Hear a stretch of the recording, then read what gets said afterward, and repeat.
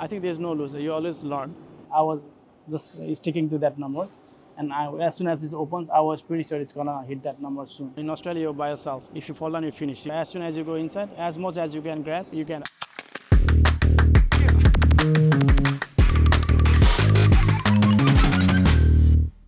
Hi, my name is Siddhartha Maharjan. I'm originally from back home, Nepal, Kathmandu. I'm the owner of Momo Central. First started in Little Collins, 347 Little Collins. So we specialize in steamed chicken momo. People like most, lots of dumplings, variety of dumplings, from vegan, chicken and buffalo. And like we have noodles, soup noodles, rice and curries and everything. It's the whole concept of the Nepalese menu. So we have one in Little Collins, 347 Little Collins, one in Burke Street, 164 Burke Street. It's almost same kind of menu, but slight hint of Indian cuisine. And we have one in Brunswick, sort of mix of like a bar and like sort of fine dining, not too fine dining because people can't afford fine dining nowadays. So just a casual slash this on the top of the notch with the big thalis and like skewers and the same menu, additional all specialized item with drinking wine, like drinking all hard drinks, the soft drinks, like spirits, like cocktails and everything. And we have one in Glenroy, which is almost like a food truck. So we just on the cheaper side for like more like student. We have lots of Nepalese community in Glenroy. So on a cheaper side, we just cook down like almost the same menu, slash like in street food style. And all of them are busy right at the moment because we survived COVID, so we knew all the techniques. So we cut down and we sharpened our hands really hard for 2 years. And now we backed ourselves. I think that's how we got to all these branches. We had a bigger family growing up, and bigger family saying that there's always a challenge for parents.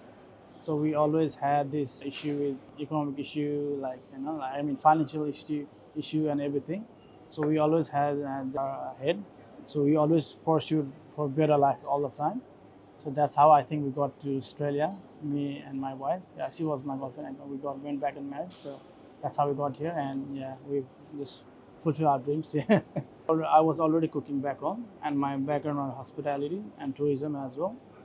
So I already knew half the thing already back home, and in Australia I was already working like 12 years as a head chef and a chef as well in here, and lots of restaurants. So I had a good background and experiences, so I can accumulate all that experience into a business. Yeah, and I was growing old, so yeah, I had to get somewhere. Yes, but let's go 4 years back. We have to go this. Like lots of Indian and Nepalese community and like Southeast Asian, they already have a bit of an idea. But for Australians, we had to actually, not everyone, let's say out of 100, 70% we had to explain. But some 30% already had some background on momo. It was actually fantastic because they came here, tried our momo, they like it more, and they spread the word. I think my restaurant, because I was working in the front back then, and I used to communicate really well with the customers. They used to spread words with everybody. And from day one, we were really busy somehow. So by grace of God. We'll be lucky enough, and for most of the Chinese background, we actually had to explain them because the dumplings, they think they had their own flavor, but when they tried our dumplings, they would like go crazy. They would like that so much. They would come every time. Even the Chinese people, they loved it so much. We have lots of videos in Instagram that they posted. Like our lovely customer posted. You can have a look around, and they say best dumplings. So, like till now, I have no clue actually. There's so much happening all the time. Like challenges where like you have no clue where to start. And like if you go, let's say from the government side, like whatever, like permits you had to get, the government have all the step that we have to go through. Because all the departments, they don't know what's next as well. So we have to collect all that information just to build up a name and just to set up whatever initial setup. Lots of people just get fed up on that stage already before going to the main part in the shops as well. And after opening up, there's so many things going around with the building and permits and kitchen design. Like how it should circulate. So if there's a bad design of kitchen, there's gonna be, because I've been in the industry for a while, so I know all this aspect already. So with new people, it's gonna be chaos. 1 year they will just drain out, and the shop's gonna be sold. Hopefully they will be sold soon. Yeah, something like that. Yeah. Nice. This was before COVID. 1 week before COVID.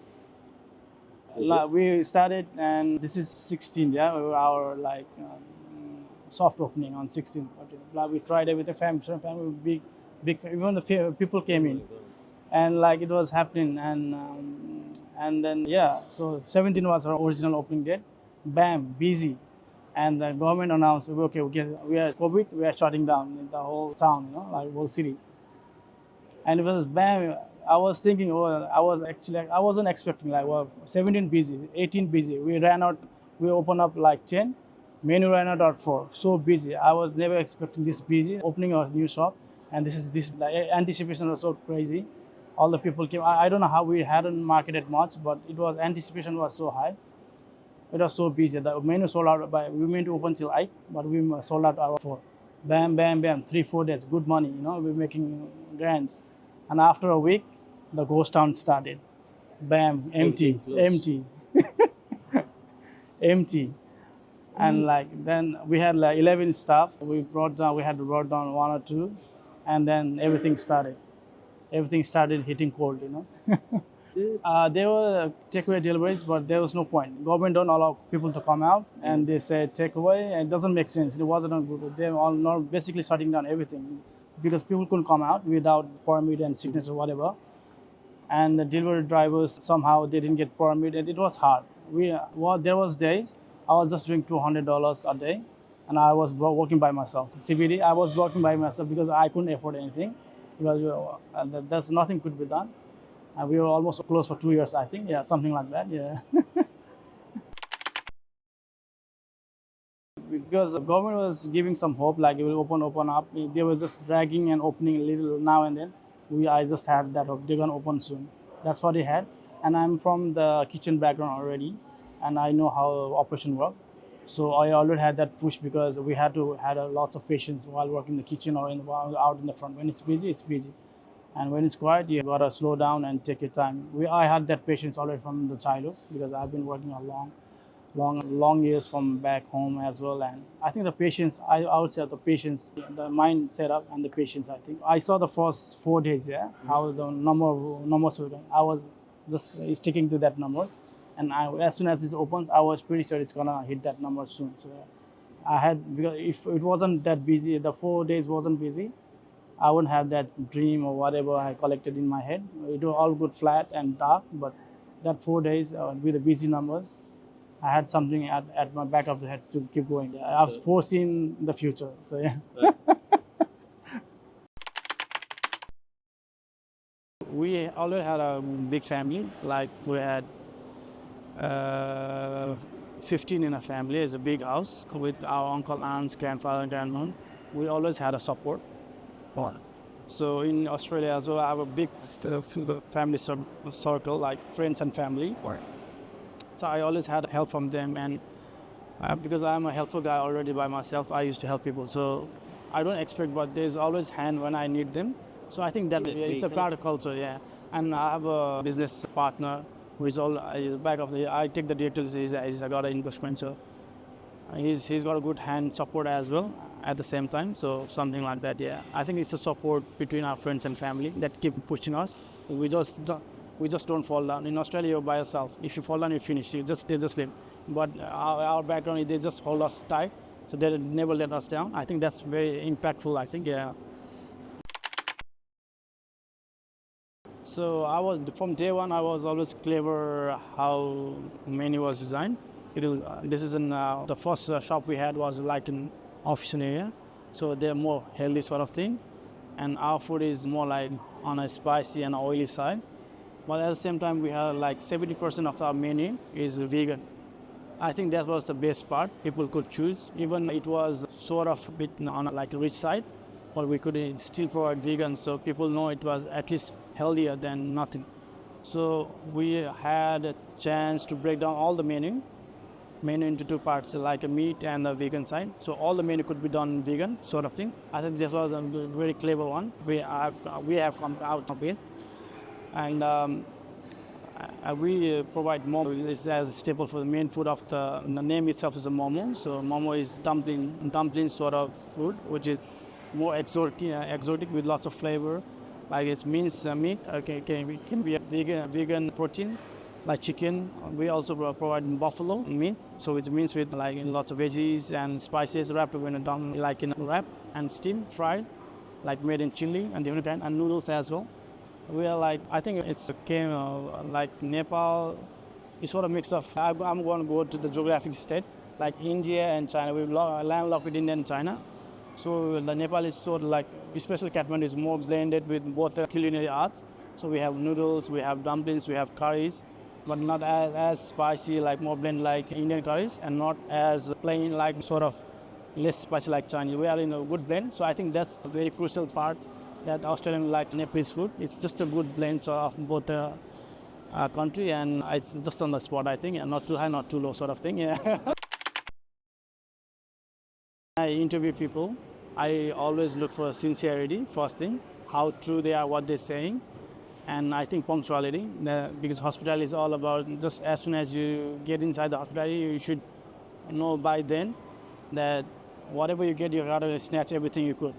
The business model is like you, as soon as you go inside, as much as you can grab, you can. After the time is gone, you can't do anything. So I need someone who is punctual every day, comes to work on time and does his things with his passion, with his integrity. So like he doesn't lose his things when he's busy, or like we need to see passion plus punctuality, I think.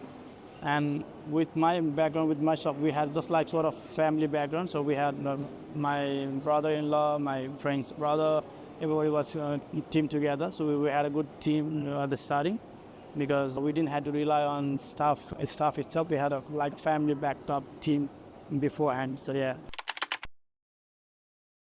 I think if they can't do it themselves, means they need some push. That means they need some partner.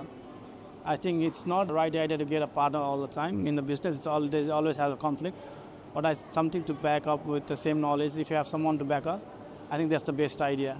So you're actually splitting the burden. Mm-hmm. So you're taking half and half to balance the whole thing. So, and by yourself is just too much. Like in business itself, you have to go through so much things.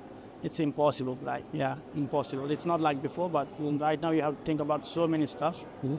So I think going together is like binding with someone is the best option, I think, yeah. So you can have someone motivating you all the time, or if you're down, you can push someone else, or if you're up, you have to pull up someone, something like that, yeah.